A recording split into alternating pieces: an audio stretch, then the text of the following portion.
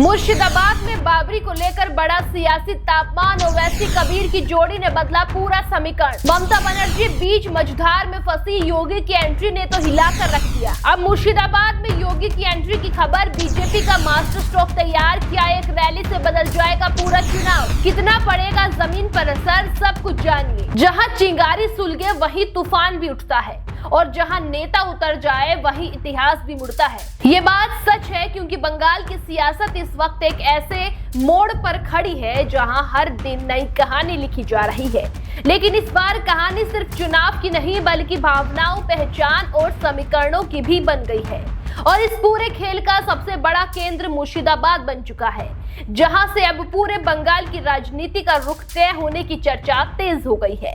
क्योंकि यहाँ जो माहौल बन रहा है उसने तो न सिर्फ सियासी दलों की रणनीति बदल दी है बल्कि पूरे चुनाव को नया मोड़ ही दे दिया है। दरअसल मुर्शिदाबाद में बाबरी मुद्दे को लेकर जिस तरह की हलचल देखने को मिल रही है उसने पूरे प्रदेश में बहस छेड़ दी है। कहा जा रहा है कि यहाँ लगातार बाबरी से जुड़ी गतिविधियां चर्चा में है और इसी के साथ असदुद्दीन ओवैसी और हुमायूं कबीर की जोड़ी ने चुनावी मैदान में उतरकर इस इलाके को और भी ज्यादा सियासी बना दिया है। दावा है कि दोनों मिलकर बड़ी संख्या में सीटों पर चुनाव लड़ने की तैयारी में है और इसका सीधा असर पारंपरिक वोट बैंक पर पड़ सकता है। यही वजह है कि अब मुर्शिदाबाद सिर्फ दो दलों के बीच नहीं बल्कि कई परतों वाला बन गया है। मुर्शिदाबाद, मालदा और उत्तर दिनाजपुर जैसे इलाके पहले से ही संवेदनशील माने जाते हैं, जहां आबादी का बड़ा हिस्सा मुस्लिम समुदाय का है और चुनावी नतीजों में इनका असर साफ दिखाई देता है। ऐसे में अगर ओवैसी और कबीर की जोड़ी यहाँ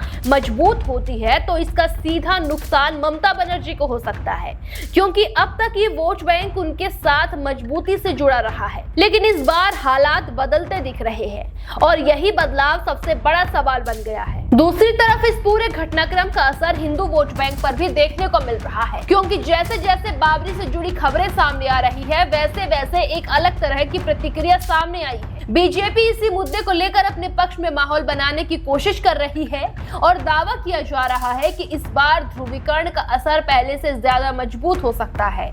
यानी एक तरफ वोटों का बंटवारा और दूसरी तरफ एकजुटता का खेल, दोनों साथ साथ चल रहे हैं। इसी बीच अब सबसे बड़ी खबर जो सामने आ रही है वो ये है कि योगी भी मुर्शिदाबाद की सीट पर प्रचार करने जा सकते हैं और अगर ऐसा होता है तो ये सिर्फ एक रैली नहीं होगी बल्कि पूरे चुनाव का टर्निंग पॉइंट साबित हो सकता है, क्योंकि योगी की सभाएं सिर्फ भाषण नहीं बल्कि माहौल बदलने के लिए जानी जाती है, खासकर उन इलाकों में जहां मुकाबला संवेदनशील है और सीधा है। ऐसे में उनकी एंट्री से सियासी तापमान और बढ़ना तय माना जा रहा है। अब सवाल ये है कि इस पूरे समीकरण में बीजेपी, टीएमसी और ओवैसी कबीर की जोड़ी के बीच कौन आगे निकलेगा, क्योंकि एक तरफ वोट बैंक का बंटवारा है तो दूसरी तरफ मजबूत ध्रुवीकरण की संभावना और बीच में ममता बनर्जी की रणनीति सबसे बड़ी परीक्षा में नजर आ रही है, क्योंकि अगर उनका पारंपरिक समर्थन कमजोर होता है तो ये चुनाव उनके लिए सबसे बड़ी मुश्किल साबित हो सकती है। फिलहाल बंगाल का ये चुनाव अब साधारण मुकाबला नहीं रह गया है। मुर्शिदाबाद इसका केंद्र बन चुका है और यहाँ बनने वाला माहौल पूरे राज्य की दिशा तय कर सकता है। ऊपर से योगी आदित्यनाथ की संभावित एंट्री ने इस लड़ाई को और भी तीखा बना दिया है।